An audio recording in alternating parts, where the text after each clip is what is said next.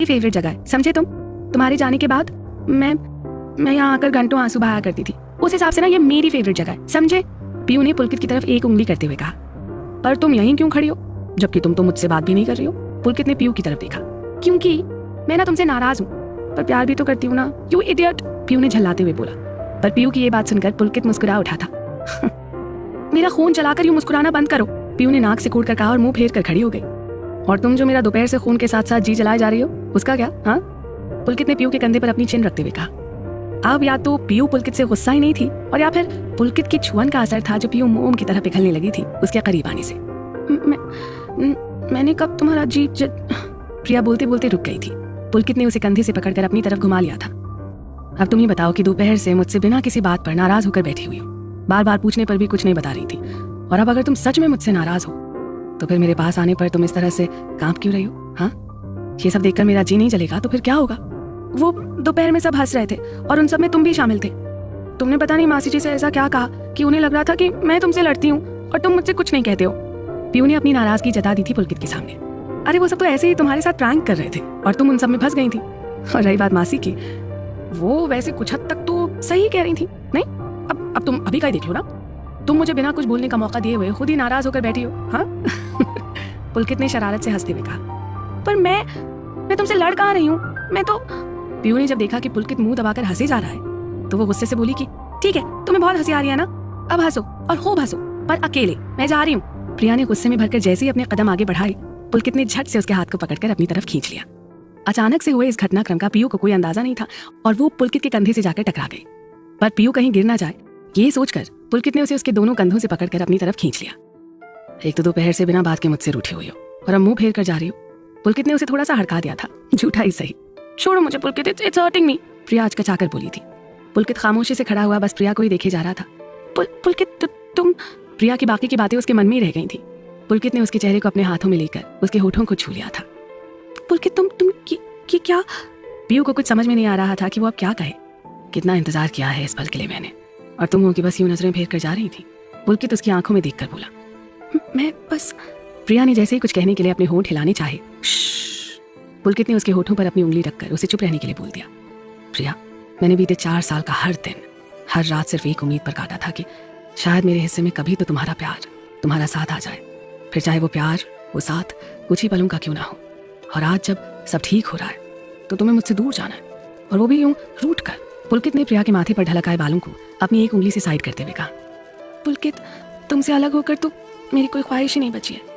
तुम्हारी तरह मेरी भी ये 4 साल एक ऐसे इंतजार में बीते हैं कि मुझे पता ही नहीं था कि मेरा ये इंतजार पूरा होगा भी या नहीं। फिर भी मुझसे दूर रहना है तुम्हें? हाँ, पुलकित अब भी उसकी आंखों में ही देख रहा था। नहीं, कभी नहीं, तुमसे दूर रहकर मेरा गुजारा भी कहाँ है अब। प्रिया ने पुलकित के सर से अपने सर को जोड़कर कहा। फिर मुझसे कभी नाराज मत होना प्रिया, बर्दाश्त नहीं कर पाऊंगा तुम्हारी नाराजगी को मैं। पुलकित ने उसे अपने गले से लगा लिया। तुमसे कोई कैसे नाराज हो सकता है पुलकित? पीयू भी उसके अंक में सिमटी हुई उसके प्यार को महसूस कर रही थी। अब अगर बाबा जी मान गए हैं तो चलें, पीयू ने शरारत से कहा। पर पुलकित कुछ नहीं बोला। हाँ, उसने थोड़ा सा और जोर से प्रिया को अपने गले से लगा लिया था। पुलकित छोड़ो ना मुझे, प्रिया ने थोड़ा हकलाते हुए कहा। बिल्कुल नहीं, और इस तरह से तो कभी भी नहीं छोड़ूंगा मैं तुम्हें, पुलकित ने उसके कान में कहा। पर आप किस तरह की बात कर रहे हो तुम, और मैंने क्या किया है? प्रिया कुछ भी समझ नहीं पा रही थी। मेरे इतने करीब आकर, मेरे सोए हुए दिल को और उसके मासूम से अरमानों को जगाकर तुम फिर से मुझे छोड़कर जाने की बात कर रही हो प्रिया। पुलकित उसके कानों में धीरे धीरे बोल रहा था और पीयू की आंखें उसी लय में बंद होती जा रही थी। बोलो ना पीयू, इस तरह से जा सकोगी तुम? पुलकित ने अपने सीने पर सर टिकाए खामोश खड़ी हुई प्रिया की तरफ झुकते हुए कहा। प्रिया ने उसे अपने हाथों से धकियाते हुए कहा कि मासूम? हाँ, और वो भी तुम्हारा दिल? नहीं बाबा जी, हो ही नहीं सकता। जाओ, जाकर पहले चेक करो अपने दिल को, तब बात करना आकर। मेरे मासूम से दिल की और उसकी फीलिंग्स की कोई कदर ही नहीं है तुम्हें, पुलकित ने मासूमी से कहा। और वहां से जाने के लिए जैसे ही वो तत्पर हुआ, प्रिया ने उसकी हथेली में अपनी हथेली फंसाते हुए उसे अपनी तरफ खींच लिया और कहा कि तभी तो कह रही थी कि तुम्हारा दिल बहुत शैतान है, इसे मुझे परेशान करने में बहुत मजा आता है। अब देखो, मेरी धड़कनों को बढ़ाकर खुद कहाँ चल दिया ये। पुलकित ने मुस्कुराते हुए उसकी हथेली को चूम लिया और कहा कि तुम्हारे दिल के अलावा मेरे इस दिल की और कौन सी मंजिल है। मेरे इस दिल का सफर तुम्हारे दिल से शुरू होकर तुम्हारे दिल पर ही खत्म होता है प्रिया। पुलकित उसके नजदीक सरक आया था और कुछ देर तक उसकी शर्म से बोझल पलकों को देखकर उन्हें धीरे से चूम लिया था उसने। प्रिया खुद के एहसासों को जज्ब करके उसकी बाहों को थामे चुपचाप खड़ी थी। हवाएं सनम, ओ जरा पास आए पुलकित ने जैसे ही उसके चेहरे की तरफ अपना चेहरा बढ़ाया, अब नीचे चलते हैं पुलकित, बहुत देर हो रही है। प्रिया की लरसती हुई आवाज़ उसके कानों में जाकर टकरा गई। अभी नहीं, थोड़ी देर बाद, पुलकित पीयू की घनी जुल्फों की खुशबू में खोते हुए बोला। अब पर पुलकित, पीयू ने कुछ कहना चाहा था, पर आज पुलकित की जिद के आगे प्रिया का हर बार बेकार। चांद तारों की छांव में आज वो दोनों एक दूसरे के साथ को बखूबी महसूस कर रहे थे। चांद तारों में नजर आए चेहरा तेरा, जब से मेरे दिल पे हुआ है पहरा तेरा। इधर अपने कमरे में डेविल बहुत बेचैनी से इधर उधर टहल रहा था। आज शाम से ही उसे यह एहसास हो रहा था कि उसकी एंजल किसी परेशानी में है, वो ठीक नहीं है। बार बार फोन निकालकर उसमें सोनम का नंबर देखता और फिर रख देता। इस समय पता नहीं वो सो रही होंगी या फिर। वो बेचैन सा होकर बिस्तर पर बैठ गया और फोन की स्क्रीन में सेव्ड सोनम की फोटो को निहारने लगा। आई होप प्रिंसेस, हाँ बिल्कुल ठीक हूँ, पर मेरा ये मन क्यों नहीं मान रहा है। और फिर कुछ सोचते हुए उसने सोनम के नंबर पर अपनी उंगलियां चला ही दी। डेविल के सपने। सरप्राइजिंगली उधर से फोन 2-3 रिंग के बाद उठ भी गया। आप अभी तक सोए नहीं? सोनम की आवाज सुनकर अमित को इतना सुकून मिला था। ये उस समय या तो वो या फिर उसका दिल ही समझ सकता था, जो अब तक घबराहट में इतना बेचैन हो रहा था और अब सोनम की आवाज सुनकर एकदम से रिलैक्स हो गया था। सोई तो आप भी नहीं है ना, जबकि अब तक तो आप सो जाती थी, अमित ने पूछा। वो बस ऐसे ही नींद नहीं आ रही थी तो फोन में ही कुछ देख रहे थे, सोनम ने कहा। पर आप तो फोन ज्यादा यूज नहीं करती हैं और रात के वक्त तो बिल्कुल भी नहीं। अमित को थोड़ी सी हैरानी हो रही थी। हाँ वो नहीं करते हैं, पर जब नींद ही नहीं आ रही थी तो हम बस सोनम अटकते अटकते बोली थी। सोनम, आप फोन में भी मुझे ही तलाश रही थी ना, अमित ने शांत लहजे में कहा। सोनम ने इतने धीमे से कहा जैसे कि अमित उसके सामने ही था और वो उसे ही घूरे जा रहा और इस बात पर उसकी आवाज़ ही ना निकल रही हो। आपको शायद पता नहीं कि रात के वक्त डेविल को याद नहीं करते, फिर सपने में भी डेविल उसका पीछा नहीं छोड़ते हैं, अमित ने शरारत से कहा। पर हमारे लिए तो आप डेविल नहीं है ना, सोनम ने मासूमियत से पूछा। अच्छा, तो फिर आपके लिए मैं क्या हूँ? अमित उसकी मासूमियत में खो चुका था। आप अच्छी तरह से जानते हैं कि आप हमारे लिए क्या हैं, सोनम ने लरसते हुए कहा। अमित मुस्कुरा उठा था सोनम की बात सुनकर। आपको मुझे तड़पाने में बहुत मजा आता है ना, अब तो मैं आपके सामने भी नहीं हूँ, आप अब भी मुझसे शर्मा रही हैं, अमित ने धीरे से कहा। आप तो हमेशा ही हमारी आंखों में रहते हैं, आप चाहे हमारे सामने हो या ना हो, क्या फर्क पड़ता है? सोनम ने भी उतनी ही मासूमियत से जवाब दिया था। आप ठीक तो है ना? अमित ने अपनी फोन करने की वजह पूछ ली थी। हम ठीक हैं साहिब, हमें क्या होगा भला? सोनम ने अपनी उदासी छिपाते हुए कहा था। आप जब सच नहीं छुपा पाती हैं तो फिर कोशिश भी क्यों करती हैं? अमित को अंदाजा था कि सोनम मथुरा गई है तो वहां पर उसका सामना उसकी माँ से भी होगा, जिसने कभी सोनम को अपनी बेटी माना ही नहीं था। नहीं, हाँ हम भला ऐसा क्यों करेंगे? सोनम की घबराहट और बढ़ गई थी। आप जब भी मुझसे घबराहट में और रुक रुक कर बोलती हैं ना, तो मुझे पता चल जाता है कि मेरी प्रिंसेस परेशान है, अमित ने बहुत सहजता से कहा। सोनम खामोश हो गई थी, पर उसकी आंखें अमित की कही हुई बातों पर मुहर लगा रही थी। किसी और की वजह से आप अपने कीमती मोती क्यों जाया कर रही हैं प्रिंसेस? अमित से उसका अनदेखा हाल भी नहीं छुप सका था। आपको कैसे? सोनम के मुंह से बस इतना ही निकल पाया था। उसके फोन की स्क्रीन पर अमित की तरफ से सिंपल ऑडियो कॉल को वीडियो कॉल में कन्वर्ट करने की रिक्वेस्ट आ रही थी, जिसे सोनम ने फौरन ही एक्सेप्ट कर लिया था। अपने सामने फोन की स्क्रीन पर सोनम को आंसुओं में डूबा हुआ देखकर अमित का दिल जैसे निकलने को आ गया था। प्लीज डोंट, अमित ने सोनम से अपने आंसुओं को साफ करने की गुजारिश करते हुए कहा। सोनम रोते हुए मुस्कुराने लगी थी। आपको आज सुबह ही तो देखा था और अब ऐसा लग रहा है जैसे आपको देखे एक सदी गुजर गई। मुझे तो आपसे मिलने की बात पिछले जन्म की लग रही है सोनू, अमित ने उसके चेहरे को देखकर कहा।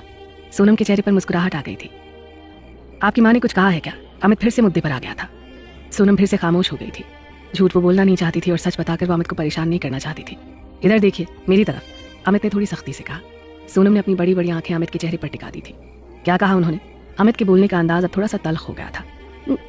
कुछ भी नहीं, और वैसे भी वो माँ है, वो कह सकती हैं हमसे। सोनम ने अमित को बहलाने की कोशिश जरूर की थी, पर यह सब कहते हुए उसके चेहरे पर एक अजीब सी उदासी फैली हुई थी और अमित भी उसकी बातों से इत्तेफाक रखता नहीं दिख रहा था।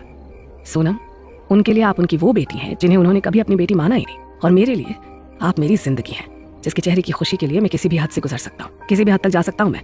आप भूल रहे हैं कि मैं एक ट्रू डेविल हूँ और मैं ये बात बिल्कुल भी बर्दाश्त नहीं करूंगा कि मेरी जिंदगी के चेहरे से उसकी हंसी छीनने की कोशिश कोई भी करे। छीनना तो बहुत दूर की बात है। हम ठीक है, सच में आप परेशान मत होइए और गुस्सा तो बिल्कुल भी मत होइए। आपको पता है ना कि हमें आपके गुस्से से कितना डर लगता है। सोनम ने अमित के गुस्से को शांत करने की कोशिश करते हुए कहा।